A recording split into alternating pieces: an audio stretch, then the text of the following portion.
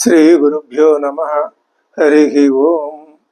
దంతాంచలేన ధరణీతలమున్నమయ్య పాతాళకేళిషు ధృతాది వరాహలీలం ఉల్లాఘనోత్ఫణ ఫణాధర గీయమాన క్రీడావదానం ఇభరాజముఖం నమామః.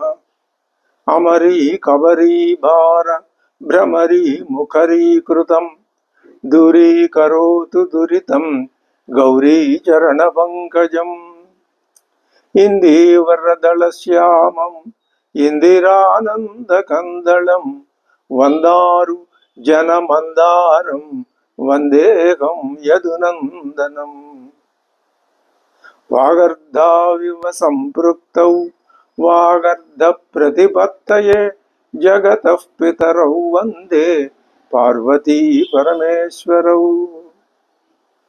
ఆపదాం అపహర్తారం దాతారం సర్వసంపదాం లోకాభిరామం శ్రీరామం భూయో భూయో నమామ్యహం. బుద్ధిర్బలం యశోధైర్యం నిర్భయత్వమరోగత అజాడ్యం వాక్పటుత్వం చ అనుమస్మరణాద్ భవేత్. శ్రీ గురుభ్యో నమః. హరి ఓం.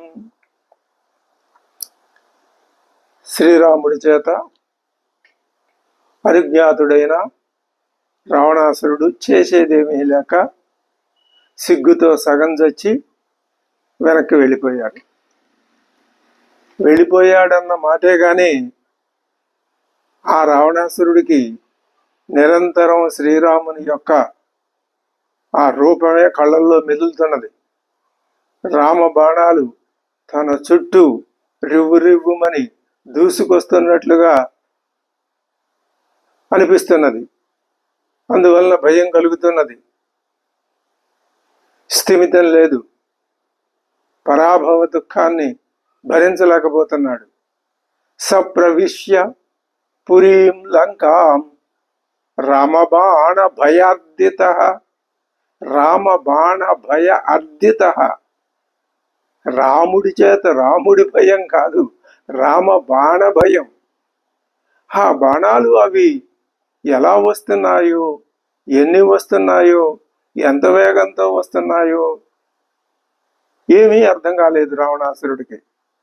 అలా వచ్చి పడ్డాయి మీద ఆ శ్రీరామచంద్రుడు ప్రయోగించిన బాణాలు. అందులో ఒక్క బాణం అయితే ఆఖరిని వేసిన బాణం తనని చంపలేదు కానీ చంపినంత పని చేసింది. ఆ బాణాన్ని ఇప్పటికీ మర్చిపోలేకపోతున్నాడు రావణాసురుడు. రామ బాణ భయార్దిత భగ్న దర్ప. ఆ ఒక్క బాణమే ఆ రావణాసురుడి యొక్క దర్పం మొత్తాన్ని కోకటి వేళతో సహా పెళ్లగించి పారేసింది. ఆ అభిమానం, ఆ గర్వం, ఆ అహంకారం ఇవన్నీ ఏమైపోయాయో తెలియదు. వాటి స్థానంలో దుఃఖం, విచారం, పరాభవం, సిగ్గు ఇవి వచ్చి కూర్చున్నాయి. రాజా బభూవ వ్యధితేంద్రియ.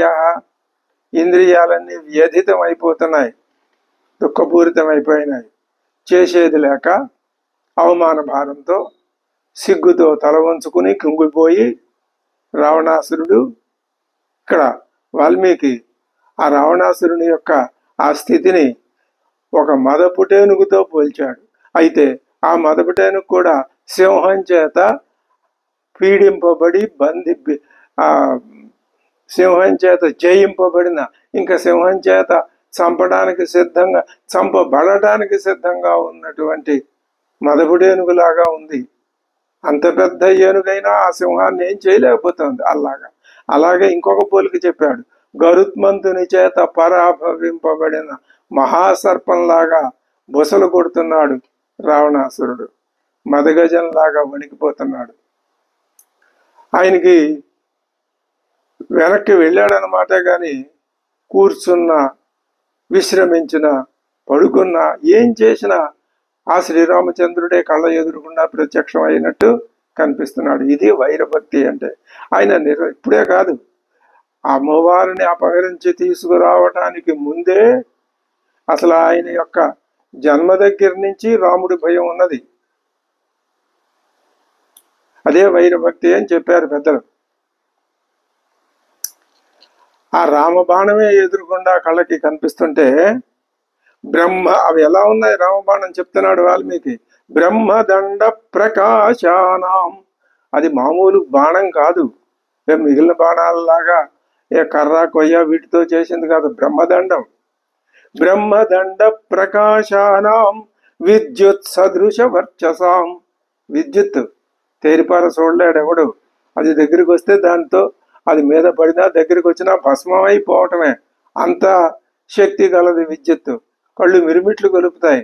ఇంద్రియాలన్నీ ఒక్క దెబ్బకి మసైపోతాయి, మాడి మసైపోతాయి. శరీరం కూడా అంతే. విద్యుత్ సదృశ వర్చసాం, అలాంటివి బాణాలు.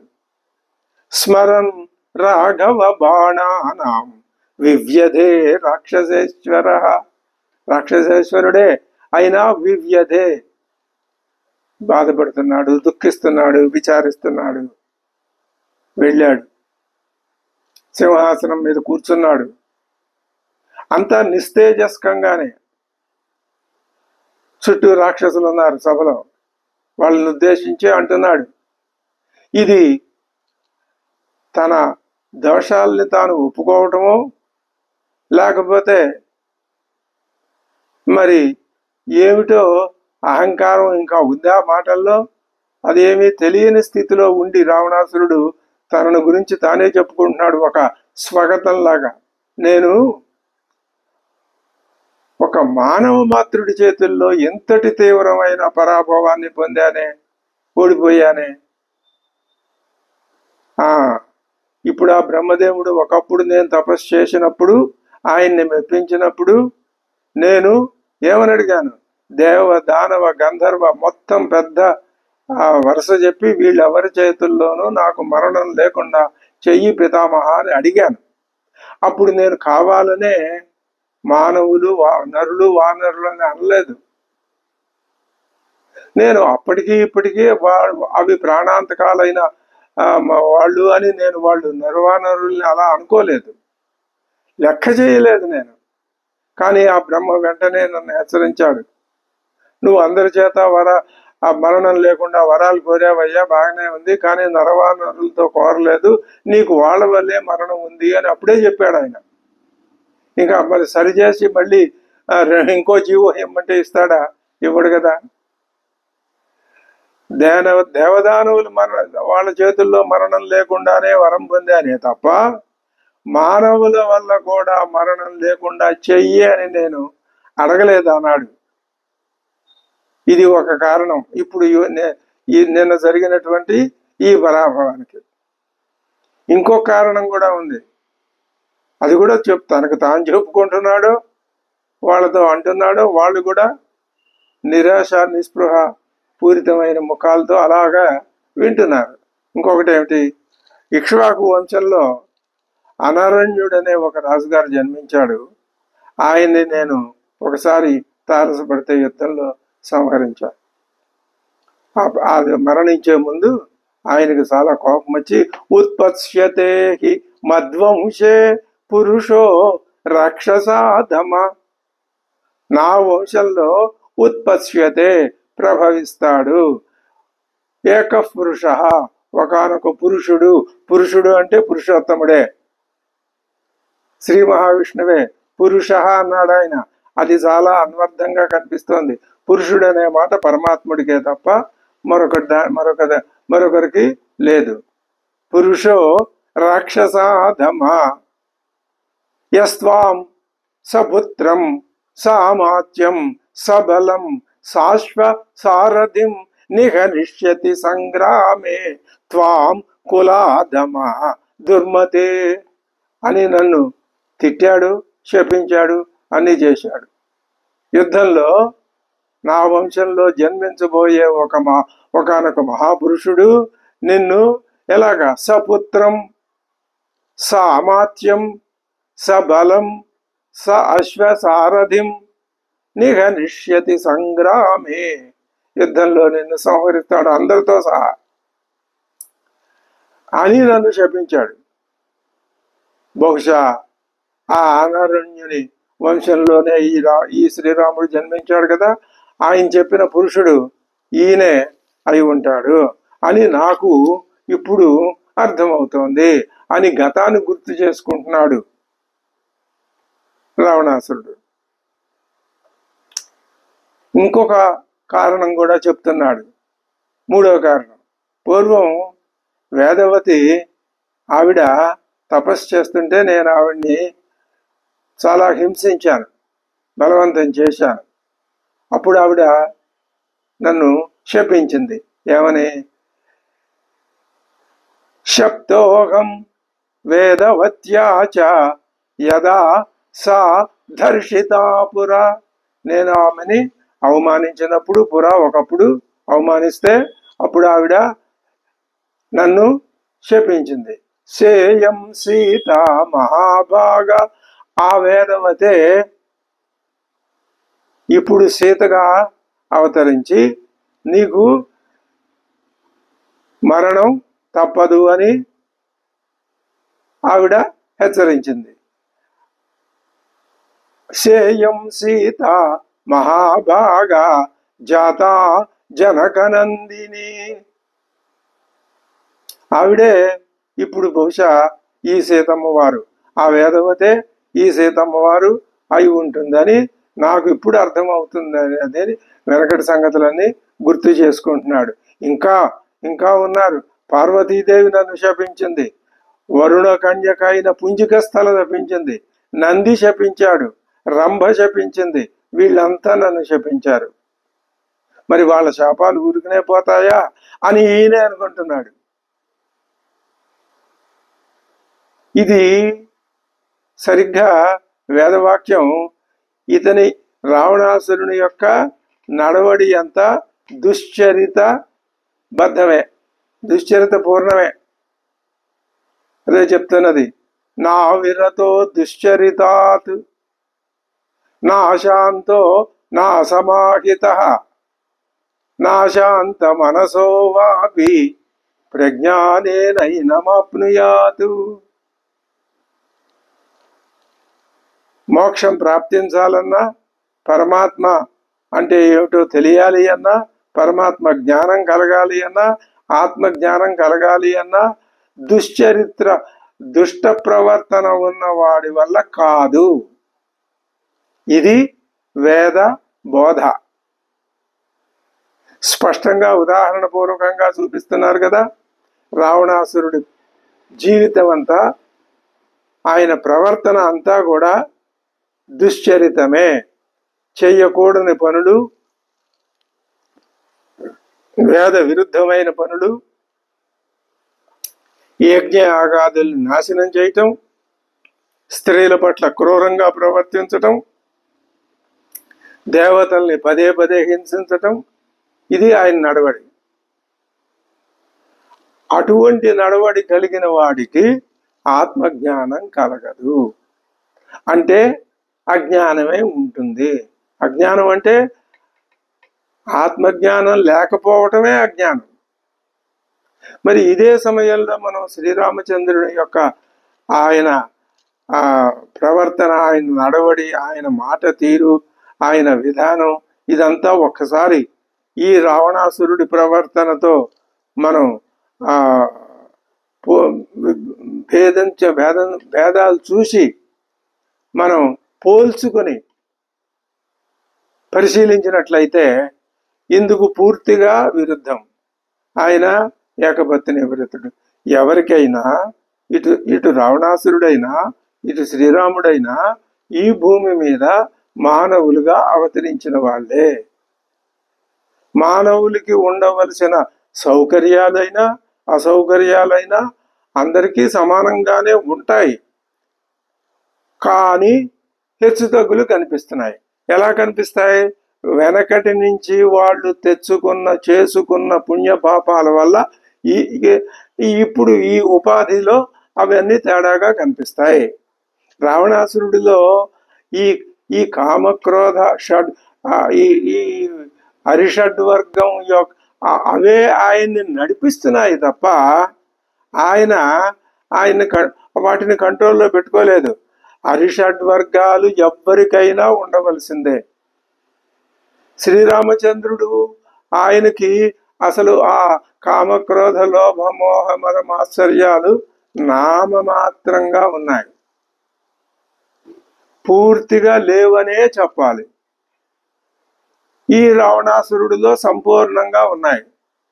ఈ రెండు విధాలైనటువంటి విషయం మన కళ్ళ ఎదురుకుండా స్పష్టంగా చూపిస్తున్నాడు వాల్మీకి మహర్షి.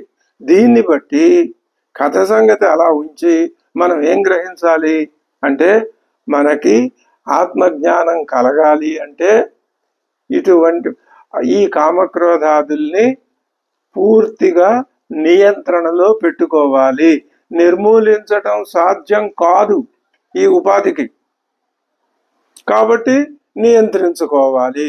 నియంత్రించుకున్న కొద్దీ ఆత్మజ్ఞానం వైపుకి మనస్సు మళ్ళుతుంది, లేకపోతే ఈ రావణాసురుడిలాగా ఉంటుంది అని. కావ్యము అది కాంతా సంహితం, వేదం ప్రభు సంహితం, ఈ పురాణాలు మిత్ర సంహితాలుగా చెప్తాయి. కాంతా సంహితంగా మొట్టమొదటి కావ్యంలో రామకథని ఆధారం చేసుకొని ఆలంబనం చేసుకొని మానవుడు ఏ విధమైన గుణాలు అలవాటు చేసుకోవాలో, పుట్టుకతోటే శరీరం వేటి చేత నిర్మింపబడుతుందో అది కూడా అర్థం చేసుకొని తాను ఏ దారిలో వెళ్ళాలో అది తెలుసుకొని అలా వెళ్ళి మోక్షాన్ని పొందాలి, లేదా జీవితాన్ని సార్థకపరుచుకోవాలి అని చెప్తున్నది రామాయణం. అందుకు ఉదాహరణగా స్పష్టంగా ఎదురుకుండా రావణాసురుడి కథని చూపించి చెప్తున్నారు. నా విరతో దుశ్చరితాత్, దుశ్చరిత్ర నుండి విరతి లేని వానికి ఆత్మజ్ఞానం కలగదు, స్పష్టంగా చెప్తోంది వేదాంతం. మరి ఇన్ని రకాల కారణాలు చెప్పుకొని సరే వెంటనే ఇంకా అక్కడికి ఆపేసి ఆయన తన రాక్షస వీరులందరితో అంటున్నాడు, మీరంతా మీ మీ స్థానాల్లో ఎక్కడెక్కడైతే మీకు కేటాయించబడ్డాయో, ఎవరెవరు ప్రాకారాల దగ్గర, అగడతల దగ్గర, ఇంకా ఆ వీధుల దగ్గర, ఇలా రక్షణ భారం ఎక్కడైతే వహించాలో అక్కడక్కడలా నియమింపబడిన వాళ్ళు మీ మీ యొక్క విధుల్ని సక్రమంగా చక్కగా నిర్వహించండి. వానరులు వచ్చి మీద పడితే వాళ్ళకి లొంగిపోకుండా వాళ్ళని ఎదిరించి యుద్ధం చేసి సంహరించండి వాళ్ళని. ఇంకొక పని చేయాలి ఇప్పుడు మీరు. ఇప్పుడున్న పరిస్థితుల్లో ఆ శ్రీరామచంద్రుడు అయితే వెళ్ళు, మళ్ళీ రేపొద్దున అన్ని సరుకు సరంజాం అంతా సిద్ధం చేసుకుని మళ్ళీ రా, ఉత్సాహం నింపుకొని రా, నా బలం ఏమిటో అప్పుడు చూపిస్తాను అని నన్ను ఉదారంగా ప్రాణభిక్ష పెట్టినట్టు పంపించాడు కదా. ఆయన చెప్పినట్టు వెంటనే నేను వెడితే ఇంకా నా రాజనీతి ఏముంది, నా రాజరికం ఏముంది? నాకు ఒక ఆలోచన వచ్చింది. ఇప్పుడు మీరు పని చేయండి, ఆంతరంగికులతో చెప్తున్నాడు, కుంభకర్ణుణ్ణి నిద్ర లేపండి. ఈ కుంభకర్ణుడు ఇప్పుడు నా అనుగు తమ్ముడు, నాకు ఇష్టమైన తమ్ముడు, మహాబలశాలి. అతడు ఇప్పుడు నిద్రపోతున్నాడు. అంటే కొద్ది రోజుల కిందటే లేచాడు, మాట్లాడాడు, మళ్ళీ నిద్రకి వెళ్ళిపోయాడు. ఇప్పుడు నిద్రలో ఉన్నాడు, హాయిగా నిద్రపోతున్నాడు. అతడు తన ఇష్టం వచ్చినట్లుగా సుఖం స్వపితి నిశ్చింత కాలోపగత చేతన, ఇంకా అతనికి ఆ నిద్రపోతే చైతన్యం అనేది ఉండదు. నిశ్చింత, ఏమాత్రం చింత చీకాకులు లేకుండా శుభ్రంగా ముద్దు నిద్రపోతూ ఉంటాడు. సుఖం స్వపితి, సుఖం ఆ మాట చాలా విచిత్రమైన మాట. నిద్రాసుఖం, సుఖ నిద్రపోతాడు, నిద్రాసుఖం అనుభవిస్తూ ఉంటాడు. అది ఒక జీవుడు, అది ఒక విధానం. అలాంటి తత్వం ప్రకృతి ఎంతో విచిత్రమైంది, వైవిధ్యంతో కూడుకుని ఉన్నది. ఇలాంటి మనుషులు కూడా ఉంటారు. ఎంతకాలం నిద్రపోతాడు? నవ షటు సప్త చ అష్టౌ చ మాసాన్ స్వపితి రాక్షస.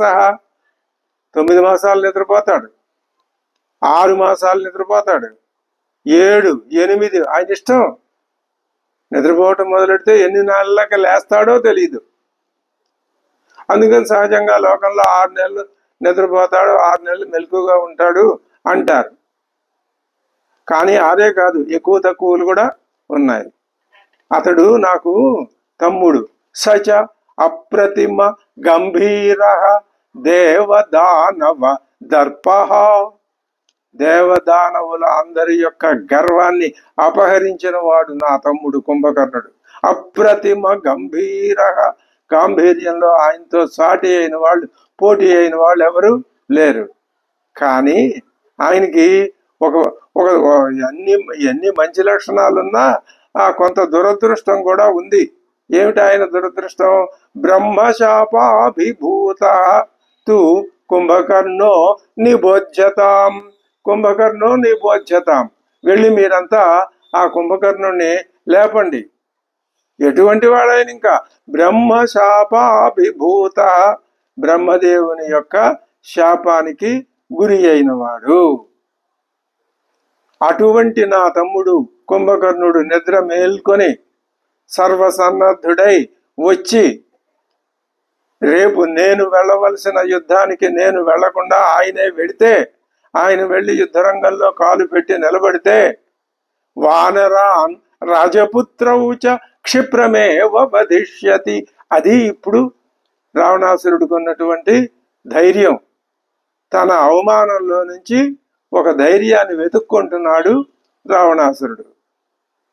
అప్పుడు గాని నా శోకం క్షీణించదు, నా శోకం పోదు, అంతరించదు. ఇప్పుడు కాకపోతే, అంటే ఆపద సమయంలో అక్కడికి రాకపోతే, ఇంకా కుంభకర్ణుడు నాకు తమ్ముడుగా ఉండే వలన ప్రయోజనమే ఉంది. లేపండి ఇప్పుడు ఆయన్ని, నిద్ర లేపండి. ఇదే సరి అయిన అదనం. నేను యుద్ధం మొదలైన తర్వాత ఆయన్ని లేపలేదు. మరి గొప్ప వీరుల్ని పోగొట్టుకున్నాం ఇప్పుడు మనం యుద్ధంలో. ధూమ్రాక్షుడు, ప్రహస్తుడు, ఈ వజ్రదంష్ట్రుడు, ఈ మొదలైన వాళ్ళందరినీ. సరే, రావణాసురుడి ఆదేశం ప్రకారం వాళ్ళంతా రాక్షసులు బయలుదేరారు, వెళ్ళారు.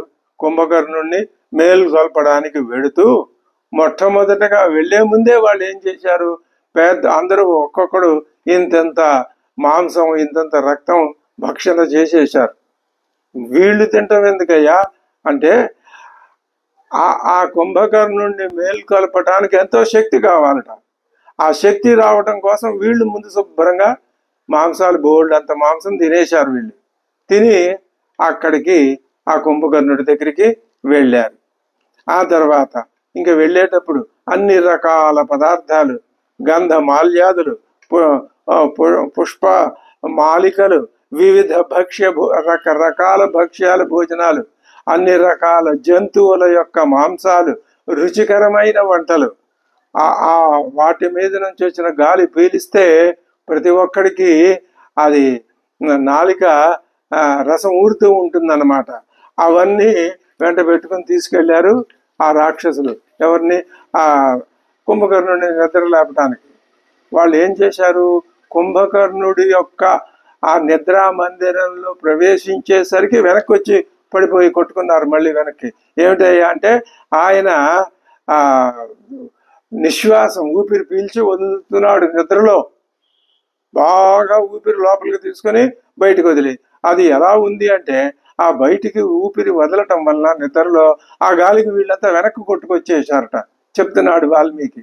అంత బలమైన నిశ్వాసాలు అన్నమాట అవి. నిద్రలో కూడా ఆ కుంభకర్ణుడి రూపం ఎలా ఉంది? భయంకరంగా ఉంది. నోరు తెరిచాడంటే గురక పెడుతున్నాడు. నోరు తెరిస్తే అది ఒక పాతాళ బిలవల్లే ఉంది. వాళ్ళు ఏం చేశారు? రుచికరాలైన మాంసాలని అక్కడ రాశిగా పట్టుకొచ్చి పోశారు. మద్యం, చక్కటి మద్యం, సువాసనలు వెదజల్లే మద్యాన్ని కుండలతో తీసుకొచ్చి అక్కడ సిద్ధంగా ఉంచారు. అతడి శరీరానికి చక్కగా చందన లేపనం చేశారు, సుగంధ ద్రవ్యాలు పూశారు, ధూపం వేశారు. ఈ వెళ్ళిన వాళ్ళంతా బిగ్గిరిగా అరుపులు, కేకలు, గర్జనలు, మేఘం ఉరిమినట్టు ఉరిమి వీళ్ళు పెద్ద కోలాహలం సృష్టించారు. కేకలు వేశారు, చప్పట్లు కొట్టారు, కోలాహలం చేశారు.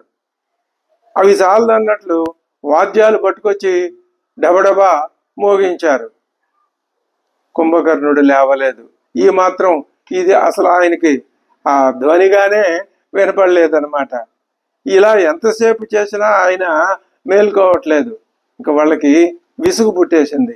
ఇంకా ఇలా లాభం లేదని ఆ శరీరాన్ని పట్టుకుని కదిపి రోకల్ని పట్టుకొచ్చి ఒకడు ఆ రోకలతో మోదాడు, ప్రహరించాడు, గదలతో కొట్టారు. ఏమీ లెక్కలేదు. అసలు ఆయనకి చలనమే లేదు. నిద్రలోంచి బయటపడే జాడే ఎక్కడా కనపడలేదు. ఇంకా దారుణంగా ఏం చేశారు, ఏనుగుల్ని నడిపించే అంకుశంతో పట్టుకొచ్చి పొడిచారు. అది ఏమి లెక్క, ఏ మూలకి రాలేదు. శూలాగ్రాలతో పొడిపించారు, ములుగర్రలతో పొడిచారు. ఎంత ప్రయత్నించినా ఆయన లేవలేదు. ఏమిటయ్యా కారణం అంటే బ్రహ్మదేవుడి శాపానికి గురయ్యాడు కాబట్టి కుంభకర్ణుడు నిద్ర లేవటం లేదు. అతని జుట్టు పట్టుకుని పీకేశారు, చెవులు కొరికేశారు, చెవుల్లో నీళ్లు పోశారు, ఒక ఏనుగుని తీసుకొచ్చి దాంతో తొక్కిచ్చారు. అప్పుడు ఏదో చిన్న పురుగు వాలిందో, ఏదో చిన్న ఈగ వాలిందో అనుకుని ఇలా కదిలి నెమ్మదిగా అప్పుడు నిద్ర వీడి స్పృహలోకి వచ్చాడు కుంభకర్ణుడు. అప్పుడు లేచాడు. అంత శ్రమ పడ్డారు ఆ రాక్షసులంతా ఆయన్ని నిద్ర లేపటానికి. పాపం లేచి కూర్చున్నాడు. ఎదురుకుండా బ్రహ్మాండమైన భక్ష్యాలు, పదార్థాలు అన్నీ నోరూరించేటట్లు కనిపిస్తున్నాయి. శుభ్రంగా తినేశాడు. ఇక ఆ రాక్షసులంతా వెళ్ళిన వాళ్ళు తలలు వంచి ఆయనకు నమస్కారం చేశారు. వాళ్ళందరినీ ఒకసారి చూసి అప్పుడు అడుగుతున్నాడు, కిమర్థం అహం ఆదృత్య భవద్భిః ప్రతిబోధిత. ఏమిటి ఇంత తొందరపడి నన్ను, ఏమిటి ఎంతో ఆందోళనగా, ఎందుకు కిమర్థం అహం ప్రతిబోధిత, ఎందుకు మీరు నన్ను శుభ్రంగా హాయిగా నిద్రపోతుంటే ఎందుకు లేపారు నన్ను? కిమర్థం అహం ఆదృత్య భవద్భిః ప్రతిబోధిత కచ్చిత్ సుకుశలం రాజ్ఞ. ఈ విషయంలో మాత్రం కుంభకర్ణుణ్ణి ప్రశంసించాలి. ఆయనకి అన్నగారి మీద మహాభక్తి. రాజుగారికి ఏదైనా ప్రమాదం వచ్చిందా? భయవానేషవానకిం, ఏదైనా భయకారణం వచ్చిందా రాజుగారికి? కనపడిందా? శత్రువుల వల్ల మహారాజుకి ఏదైనా భయం కలిగిందంటారా? యదర్థమేవం త్వరితైర్భవద్భిః ప్రతిబోధిత. యదర్థం అహం ప్రతిబోధిత, ఎందుకు మీరు నన్ను నిద్రలేపారు? కారణం ఏదో ఉండాలిగా. అద్య రాక్షస రాజస్య భయముత్పాటయామ్యహం. సరే లేపారు, మంచి పని చేశారు. రాక్షస రాజుగారికి ఏదో ప్రమాదం వస్తేనే మీరు లేపుతారు తప్ప మామూలుగా మీరు లేపరని నాకు తెలుసును. నేను ఆ రాజుగారికి ఏదైతే ప్రమాద కారణం, భయ కారణం వచ్చిందో దానిని ఉత్పాటయామ్యహం, ఆ భయ కారణం కాస్త నేను పోగొడతాను. మహేంద్రుడు ఎదురొచ్చినా సరే జయించి నిర్జించి కింద పడేస్తాను. నస్వల్ప కారణే సుప్తం బోధయిష్యతి మాం గురుహు. గురుహు అన్నగారైన రావణాసురుడు మహారాజు స్వల్ప కారణం ప్రతి నా మాం బోధయిష్యతి. చిన్న చిన్న కారణాలకి ఆయన నన్ను నిద్ర లేపడు. నన్ను ఆయన నిద్ర లేపించాడు అంటే ఏదో ఒక గొప్ప ప్రయోజనాన్ని నా నుంచి ఆయన ఆశిస్తున్నాడు. ఎందుకు నన్ను లేపారో మీరు చెప్పండి అని అడిగాడు. అప్పుడు సమాధానం చెప్పడానికి యూపాక్షుడు అనే రాక్షసుడు సిద్ధమైనాడు. వచ్చి ఏం ఆపద వచ్చింది, ఏమిటి తెలుసును కుంభకర్ణుడికి, కానీ ఇదే ఈ విధమైన ఆపద వచ్చింది. అన్నింటికంటే ఆఖరిని శ్రీరామచంద్రుడి చేతిలో పరాభూతుడై అవమాన భారంతో అన్నగారు మహారాజు వచ్చి ఇంట్లో కూర్చున్నారు అని ఆ విషయాన్ని బాగా వివరించి చెప్పారు. రావణాసురుడి పరాభవాన్ని అతనికి బాగా అర్థమయ్యేటట్లు, కోపం వచ్చేటట్లు వర్ణించి వివరించి చెప్పారు. ఇంకేమి, కుంభకర్ణుడికి కోపం వచ్చింది. అప్పుడు అంటున్నాడు, సర్వం అద్యైవ యూపాక్ష హరి సైన్యం సలక్ష్మణం రాఘవంచ సర్వం హరి సైన్యం. మొత్తం వానర సైన్యాన్ని అంతటిని అద్యైవ, ఈరోజే, సలక్ష్మణం రామంచ రామలక్ష్మణులు ఇద్దరిని కూడా రణే హత్వా యుద్ధంలో సంహరించి పారేసి పశ్చాద్రక్ష్యామి రావణం. తర్వాత నేను మా అన్నగారు మహారాజు గారి దగ్గరికి వెళ్తాను, సరాసరి ఇటు నుంచి ఇటే యుద్ధరంగానికి వెళ్ళిపోతాను, ఆ పని చేసినాకే రాజుగారిని చూస్తాను అన్నాడు. అప్పుడు ఇంకా అంటున్నాడు, రాక్షసాన్ తర్పయిష్యామి హరిణాం మాంసశోణితైః. రాక్షసులందరికీ తర్పణ, సంతృప్తిని కలిగిస్తా, వేటి చేత విందు భోజనాలు పెట్టిస్తా రాక్షసులందరికీ. ఆ వానరుల యొక్క మాంసశోణితైః, వాళ్ళ నెత్తురు మాంసాలు చక్కగా వాళ్ళని సౌకరించి ఆ మాంసం శోణితం తీసి వీళ్ళకి విందులు చేసి భోజనం పెట్టిస్తాను. రామ లక్ష్మణయోశ్చాపి స్వయం పాశ్యామి శోణితం. ఆ రామ లక్ష్మణుల యొక్క రక్తాన్ని మాత్రం ఎవరికి ఇవ్వను, నేనే స్వయంగా ప్రత్యేకించి స్పెషల్గా నేనే పాశ్యామి శోణితం, వాళ్ళ రక్తాన్ని నేనే త్రాగుతాను అన్నాడు. ఇంకా అప్పుడు మహోదరుడు నమస్కరించి వినయంతో దగ్గరికి వెళ్ళి, ఆయన మహారాజు తమ్ముడు, మహారాజు తర్వాత మహారాజు అంతటి వాడు, నమస్కరించి కుంభకర్ణుడితో అంటున్నాడు, మహాప్రభు, ముందుగా మీ అన్నగారు మహారాజు గారిని ఆయన దగ్గరికి వెళ్ళి ఆయన దర్శించి ఆయనతో సమాలోచన చేసి అప్పుడు తమరు తమ కర్తవ్యాన్ని నిర్ణయించుకోండి అని నా మనవి అని నెమ్మదిగా ఒక సేవకుడిలాగా విన్నవించాడు. ఎవరు? మహోదరుడనే రాక్షసుడు. రావణస్య వచ శ్రుత్వా, తమరు రావణాసురుడు మహారాజు దగ్గరికి వెళ్ళండి, ఆయన చెప్పే మాటలు వినండి. గుణదోషౌ విమృశ్యచ, మంచి చెడు మీరిద్దరూ కలిసి విమర్శించుకోండి. పశ్చాదపి మహాభాగో శత్రువున్ యుధి విజేష్యసి, అప్పుడు యుద్ధానికి వెళ్ళి శత్రువుల్ని జయించుదురు గాని అని విజ్ఞప్తి చేశాడు, విన్నపం చేశాడు మహోదరుడు. కుంభకర్ణుడు అలాగా సరే అని అంగీకరించాడు. ఈ లోపల కొంతమంది ఏం చేశారు రాక్షసులు అంటే, కుంభకర్ణుడు నిద్ర లేచిన విషయాన్ని సరాసరి రావణాసురుడి దగ్గరికి వెళ్ళి వినయంతో తలలు వంచి నమస్కారాలు చేసి వినవించారు. ప్రబుద్ధ కుంభకర్ణోయం, కుంభకర్ణ ప్రబుద్ధ, కుంభకర్ణుడు నిద్ర లేచాడు. భ్రాతాతే రాక్షసర్షభ కథం తత్రైవ నిర్యాతు ద్రక్ష్యస్యేన ఇహాగతం. వాళ్ళు అడుగుతున్నారు, ఆయన అక్కడి నుంచి అటే యుద్ధరంగానికి వెళ్ళమంటారా, లేకపోతే ఇక్కడ తమరి దగ్గరికి వస్తే తమరు దర్శనం చేసుకోమంటారా, ఏం చేయమంటారా ఆయన్ని? అప్పుడు కుంభకర్ణుడు మేల్కొన్నాడన్న వార్త చెవులకి ఆనందాన్ని కలిగించింది రావణాసురుడికి. సంతోషంతో అయిపోయి అతన్ని సగౌరవంగా ఇక్కడికి నా దగ్గరికి తీసుకుని రండి అన్నాడు. అప్పుడు ఇక రాజమర్యాదలతో వాళ్ళు ఆయన దగ్గరికి తీసుకువెళ్తున్నారు. వాళ్ళు వెళ్ళి కుంభకర్ణుడితో ఆ మాటే చెప్పారు. తదేత్యుక్త్వా మహాబాహు శయనాదుత్పపాత, సరే అలాగే నేను ముందు మహారాజు దగ్గరికి వస్తున్నాను అని ఆయన ఆ నిద్ర మంచం మీద నుంచి కిందకి దిగాడు. ప్రక్షాళ్య వదనం, చక్కగా ముఖమార్జనం. హృష్ట స్నాత, హాయిగా సుఖంగా స్నాత. పరమభూషిత, చక్కగా అలంకరించుకున్నాడు. దాహం కలిగింది, దాహం తీర్చుకోవడానికి మద్యం తెప్పించుకుని చక్కగా శుభ్రంగా తాగేశాడు. ఇంకా నెమ్మదిగా అలంకృతుడై అద్భుతమైన వేషం ధరించి బంగారపు ఆభరణాలు, కిరీటం, కేయూరం, ఇవన్నీ ధరించి ఆయన సమస్త లాంఛనాలు ధరించి బయలుదేరాడు. ఆయన వెడుతుంటే పదన్యాసై అకంపయత మేదిని, ఆయన వెడుతుంటే నేల గజగజ అదిరిపోతుంది.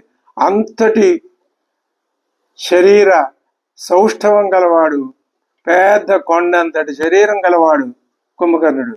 అతడు రాజమార్గంలో వెడుతుంటే ఆ ప్రాకారాల మీద నుంచి అటు నుంచి ఇటు నుంచి చూశారు వానర వీరుడంతా. వాళ్ళు ఇటువంటి భయంకరమైనటువంటి ఆకారాన్ని ఎప్పుడూ చూడలేదు జన్మలో. ఇక్కడికి వచ్చినాక కూడా చూడలేదు. ఇప్పుడేగా ఆయన నిద్రలేచి బయటకు వచ్చింది. అదిరిపోయారు వాళ్ళు, భయపడిపోయారు, వణికిపోయారు. వెళ్ళి గబగబా వెళ్ళి శ్రీరాముణ్ణి శరణు కోరారు. ఆయన చూశాడు, పరిస్థితి అర్థం చేసుకున్నాడు. సరే వానర సైనికులారా, మీరెవరు ఏమీ భయపడకండి అని వాళ్ళకి అభయం ఇచ్చాడు. ఈ లోపల రాజమార్గంలో వెడుతూ కనపడ్డాడు శ్రీరాముడికి కుంభకర్ణుడు. ఆయన కూడా ఎప్పుడూ చూడలేదు కుంభకర్ణుడిని. తతో రామో మహాతేజాః ధనురాదాయ వీర్యవాన్ కిరీటినం మహాకాయం కుంభకర్ణం దదర్శః. శ్రీరామచంద్రుడే స్వయంగా చూశాడట. ఎవరిని? కుంభకర్ణం. ఎలా ఉన్నాడు? కిరీటినం, కిరీటం ధరించాడు. మహాకాయం, పెద్ద శరీరం. కుంభకర్ణుడు మహాకాయం గలవాడు. ఈయన వెడుతుంటే ఎలా ఉన్నది అంటే, శ్రీమన్నారాయణుడు ఏ విధంగా మొత్తం సృష్టినంతటిని ఆక్రమించాడో ఈయన తన శరీరంతో అంతని ఆ లంకనంతా ఆక్రమించినట్టుగా అంత పెద్ద భారీ శరీరంతో ఆక్రమించి వెడుతుంటే ఈయన ఎవరిలాగా ఉన్నాడని వాల్మీకి చెప్తున్నాడు. శ్రీ మహావిష్ణువులాగా ఉన్నాడు అని. ఆయన మొత్తం సృష్టిని ఆక్రమించాడు, ఈయన కొంతమేర ఆక్రమణలో పోలిక చెప్పాడు. అప్పుడు అడుగుతున్నాడు శ్రీరామచంద్రుడు విభీషణుణ్ణి, ఏమయ్యా కోసౌ పర్వత సంకాశ. అబ్బా, పర్వతంలాగా ఉన్నాడే. కోసౌ ఎవరైనా, నేను ఎప్పుడు చూడలేదు. కిరీటి హరిలోచన, కిరీటి, కిరీటం ధరించాడు. హరిలోచన, హరి అంటే అనేక అర్థాలు ఉన్నాయి. హరి అంటే శ్రీ మహావిష్ణువు, మరి సింహం, కోతి, ఇవన్నీ అర్థాలు ఉన్నాయి. హరిలోచన అన్నాడు. ఎటువంటి లోచనాలు కలవాడు అంటే సింహం కళ్ళ లాంటి కన్నులు కలవాడా, లేకపోతే శ్రీ మహావిష్ణువు? హరి అంటే నిజమైన ఆ విష్ణువు అనే అర్థం తీసుకోవాలా? ఆయన చాలా గౌరవంగానే వర్ణిస్తున్నాడు వాల్మీకి మహర్షి. లంకాయాం దృశ్యతే వీర సవిద్యుదివతో యద. మనిషేమో నల్లగా ఉన్నాడు, మేఘంలాగా. ఆయన యొక్క తేజస్సు విద్యుత్తు వలె మెరుపులాగా మెరిసిపోతోంది. ఇప్పుడు ఆయన చూస్తే మొత్తం మీద ఎలా ఉన్నాడు? సవిద్యుదివతో యద, అలా ఉన్నాడు. నమయైవం విధం భూతం దృష్టపూర్వం కదాచన. నేను ఇంతకు ముందు ఎప్పుడు ఇటువంటి మహాభూతాన్ని చూడలేదు. భూతము అంటే ఓ పెద్ద ఆకారం అని. ఎవరయ్యా ఈయన అని అడిగాడు శ్రీరాముడు విభీషణుణ్ణి. ఇప్పుడు విభీషణుడు సమాధానం చెప్తున్నాడు. ఇతడండి విశ్రవసుని కుమారుడు కుంభకర్ణుడు. యుద్ధంలో యముణ్ణి ఇంద్రుణ్ణి కూడా ఈయన ఒకప్పుడు జయించాడు. యముణ్ణే జయించాడు ఈయన. అంటే ఈయనకి మరణం లేదు. ఇంద్రుడు అంటే లెక్క లేదు రాక్షసులు ఎవరికి. రావణాసురుడు గొప్పతనం అదే. అంతేకాదు వేల కొలది దేవదానవ యక్ష రాక్షస గంధర్వాదులందరినీ కూడా తరిమి తరిమి కొట్టాడు ఈయన. అంతటి పరాక్రమం గలవాడు. రావణాసురుడికి బలం ఎక్కడిది అంటారా అంటే, ఆయన బలం అంతా వరాలు, ఆయన తపస్సు చేసి వరాలు పొంది సంపాదించాడు. ఈయన బలం ఎక్కడిది? ఈయన ఏం తపస్సు లేదు, వరము లేదు. ఈయన సహజంగా పుట్టుకతోటే ఆయనకి అంత బలం వచ్చింది. అది ఈయన గొప్పతనం. ఆయనేమో సాధించి తెచ్చుకున్నాడు, ఈయన సహజంగానే పుట్టుకతోటే తెచ్చుకున్నాడు అని కుంభకర్ణుడి యొక్క ఆ విశేషాన్ని నిష్పక్షపాతంగానే చెప్పాడు విభీషణుడు. మరి ఈయన ఏం చేసేవాడయ్యా అంటే, సహజంగానే తేజస్వి, ఆకలితో అన్ని ప్రాణుల్ని తినేయటం మొదలుపెట్టాడు. ఇంకా తినటమే, విరుసుకు తినేయటమే. కంటికి ఏ ప్రాణి కనిపించినా తినేయటమే.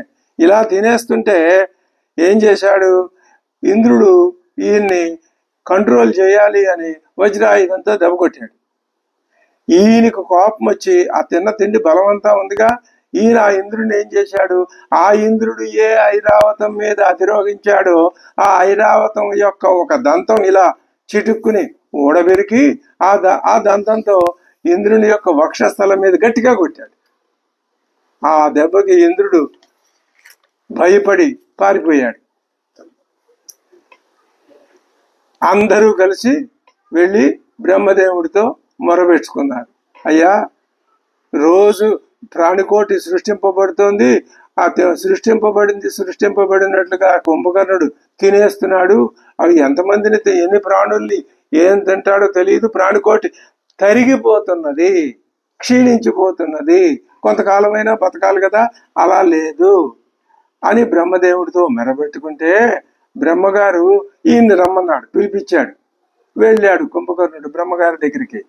నువ్వు ఇలాగే తింటూ ఉంటే ప్రాణికోటి మొత్తం కొద్ది రోజుల్లోనే నశించిపోతుంది, మిగలదు.